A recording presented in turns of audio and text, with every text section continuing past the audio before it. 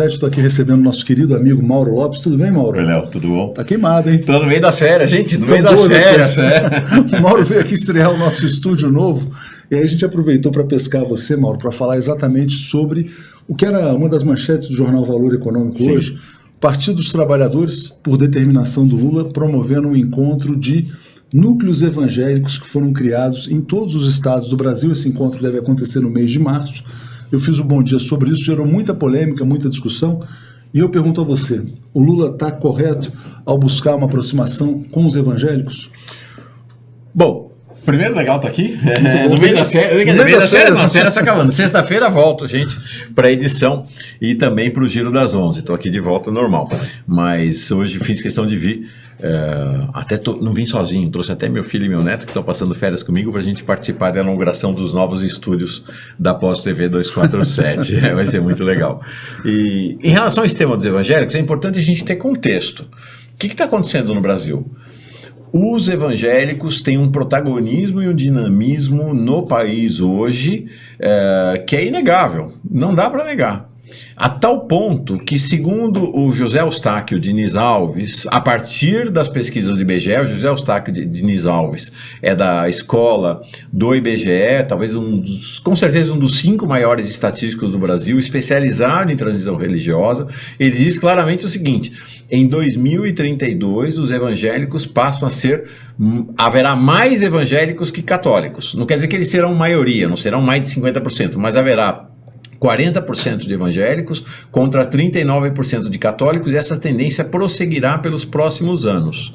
Então, há um protagonismo evidente dos evangélicos. Não dá para ignorar ou não conversar. Exatamente, Mauro. Isso é muito interessante, porque hoje saiu uma pesquisa da Datafolha exatamente para medir o tamanho e o perfil de cada uma das religiões. Então, os evangélicos hoje são 31% e os católicos 50%. Mas quando você olha a faixa etária, o percentual de jovens entre os evangélicos é muito maior do que entre os católicos, ou seja, por uma questão natural, haverá futuramente mais evangélicos do que católicos. Ou seja, isso significa que será impossível chegar ao poder sem dialogar com os evangélicos?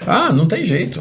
Não tem jeito. O que precisa, do ponto de vista da esquerda, gente, é mudar essa coisa de identificar evangélico igual a fundamentalismo. Isso precisa acabar de vez. E acho que o Lula tem uma percepção muito aguda disso.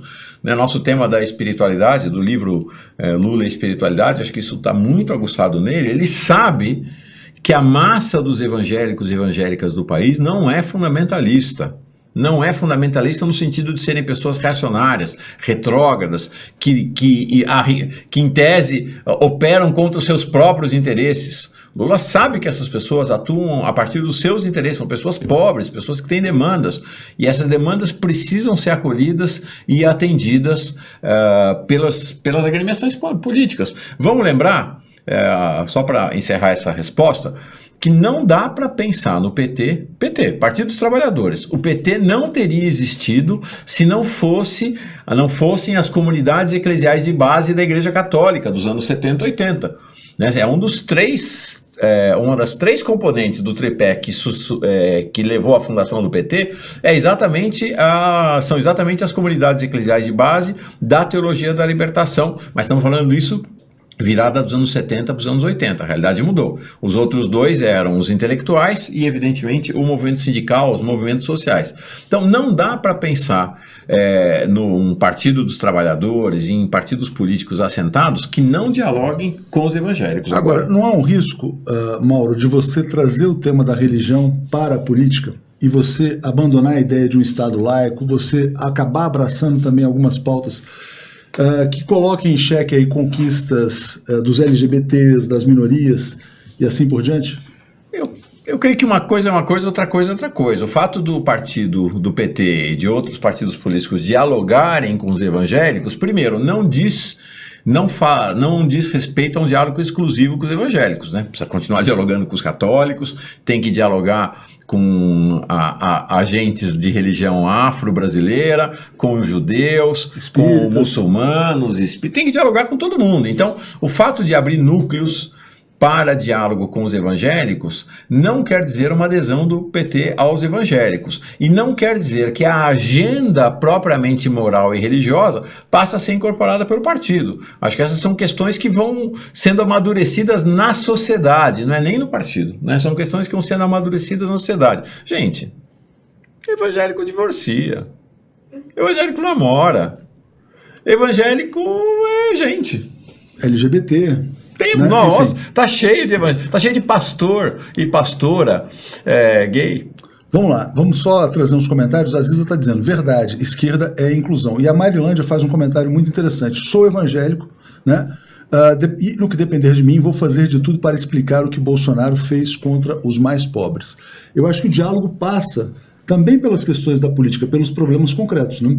E eu contei uma história, Mauro, que aconteceu, uma experiência que aconteceu comigo, de uma pessoa de elite, vamos dizer assim, evangélica, e que dizia, não, olha, eu até gosto de conversar com pessoas como vocês, da esquerda e tal, mas a impressão que a gente tem é que vocês acham que nós somos burros, que nós somos fanáticos, quando a pessoa se coloca nesse local de enxergar a maneira como a esquerda se coloca. O que falta para a esquerda se comunicar melhor com essas pessoas?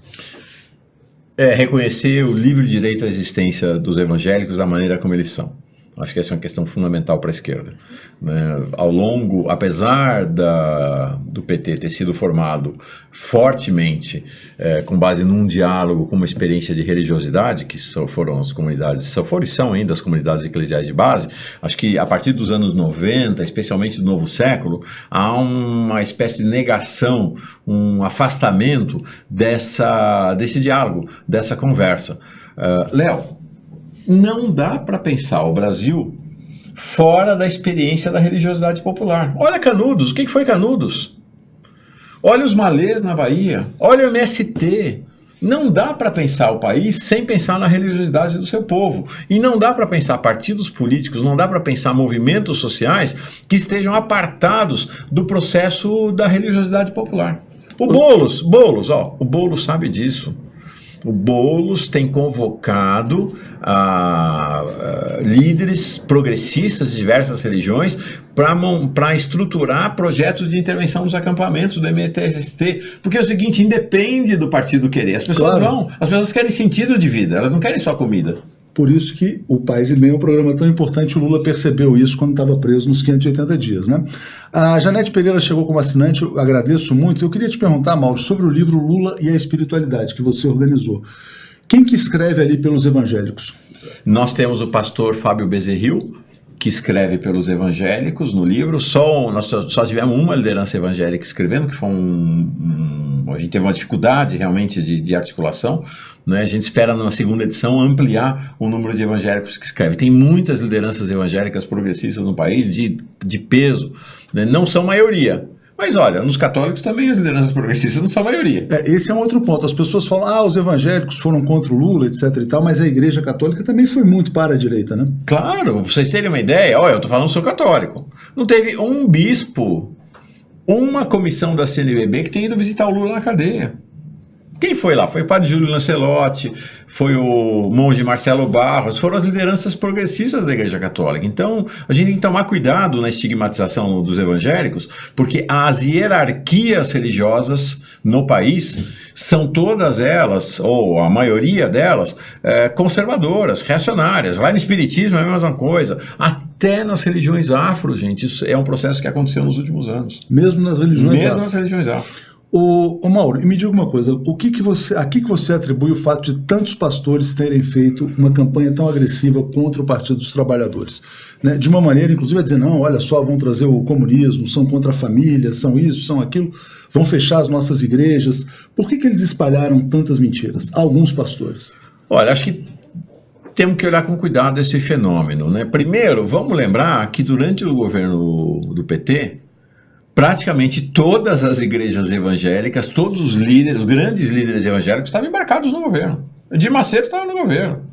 né, líderes da Igreja Universal chegaram a ser ministros do governo Lula. Crivella foi ministro da Dilma. Crivella foi ministro da Dilma. Então, não existe uma oposição visceral dos evangélicos ao PT. O que houve foi uma mudança do cenário político. O cenário político mudou e houve uma mudança de posicionamento dessas lideranças. A mesma coisa a hierarquia católica. A hierarquia católica estava aderida aos governos do PT até determinado momento. Quando vem a crise econômica na virada de 2014 para 2015 e que começa a haver um rompimento do governo Dilma com a base da sociedade, aí você tem de fato um deslocamento grande na base da sociedade. Para quem? Não é para a direita propriamente, gente, não é para a direita, é para a oposição ao PT. Agora, o Lula sabe tudo. O Lula não sabe, ele está vendo que tem espaço para retomar esse diálogo, porque a base da sociedade começa a ter antagonismo com o bolsonarismo. Exatamente. Ô Mauro, olha, esse tema divide muito, eu vou ler alguns comentários para você fazer uma amarração final. Vamos lá. Anderson está dizendo, Mauro, a ausência do Estado é a marca da religião no Brasil. Um Estado laico avançado é onde uma presença forte do Estado se dá em todos os aspectos da vida social. Tem um perfil, Fala Pretos, que colocou uma coisa muito interessante. Lula vai cometer o mesmo erro que cometeu com as elites. Evangélicos são incompatíveis com a democracia. E aqui o Morris responde ao Fala Preto dizendo, vamos somar forças agora, entendo você, né? Tático diz, não estou acreditando, o PT buscando apoio dos evangélicos. Lembrando só para o Tático que a pesquisa da Datafolha hoje mostrou que são 31% dos brasileiros. E a Elizabeth dizendo que houve um processo de lavagem cerebral no país. Como é que você amarra essas posições, dizendo que isso pode acabar com a ideia do Estado laico, que pode ser um erro, como foi o erro da política de conciliação com as elites, e de que outras pessoas dizendo que é o momento de somar forças? Eu digo para vocês o seguinte, gente. 10%, não mais do que 10% das pessoas do país declaram-se sem religião. 90% das pessoas confessam uma religião, professam uma religião. Não dialogar com 90% do país não me parece uma boa política para quem quer ganhar eleições. Para quem busca o poder, né? Para quem busca o poder. Então, essa é a primeira questão. Segunda questão, fazer um traço de identidade entre evangélicos e fundamentalismo, evangélicos e direita, evangélicos e Bolsonaro, é tão preconceituoso quanto os ataques que se fazem às religiões afro. Não existe esta identidade. Essa identidade é um preconceito. O que é um preconceito? Você estabelece uma generalização, desconhecendo a realidade tal como ela se apresenta, e a partir dessa generalização você inicia um processo de atitudes de antagonismo. O que vocês querem? Quando eu digo vocês, as pessoas que geram esse antagonismo. Uma guerra religiosa no Brasil?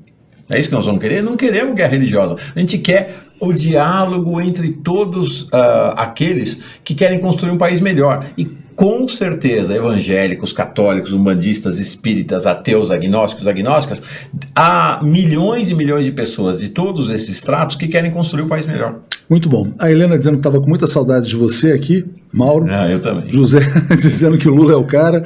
E olha só, o Robertson mandando um abraço de Blumenau. A Eliette falando, onde eu moro, a maioria dos católicos votou em Bolsonaro. É isso aí.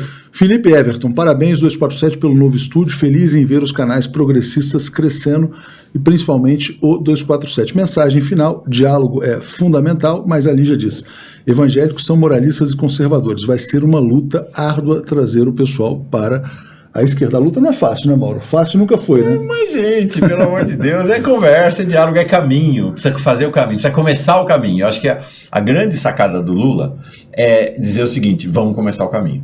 Exatamente. O antagonismo não vai nos levar a lugar nenhum, nós só vamos perder. Nós, não só o PT, o país só vai perder com essa lógica do antagonismo. O que o Lula está dizendo é o seguinte, vamos sentar para conversar. Poderíamos ficar aqui horas debatendo esse tema, Mauro, mas a gente tem que fazer uma inauguração aqui agora. Gostou do estúdio novo? Cara, maravilha. Bacana, muito bonito, né? Muito bonito. Então mesmo. É isso, estamos progredindo, 2020 promete, vamos trazer muitas informações, vamos também fazer os vídeos mais curtos, né, como eu já anunciei, e também, evidentemente, fazemos os debates mais aprofundados. Sobre esse tema dos evangélicos, eu quero trazer muitos especialistas, pastores, progressistas, ou até não progressistas, para dizer qual que é a rejeição que tem. Então vamos avançar nesse tema, porque eu acho que é fundamental. Grande abraço a todos, voltaremos daqui a pouco. Obrigado, Mauro. Paz e bem, gente. Tô de volta aí sexta-feira. Valeu.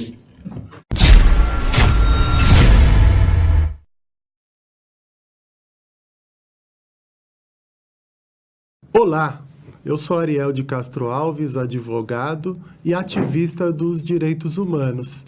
Eu apoio o Brasil 247, acompanho o trabalho do portal e peço o seu apoio também ao Brasil 247 para que tenhamos uma mídia autônoma, uma mídia independente e informações com isenção.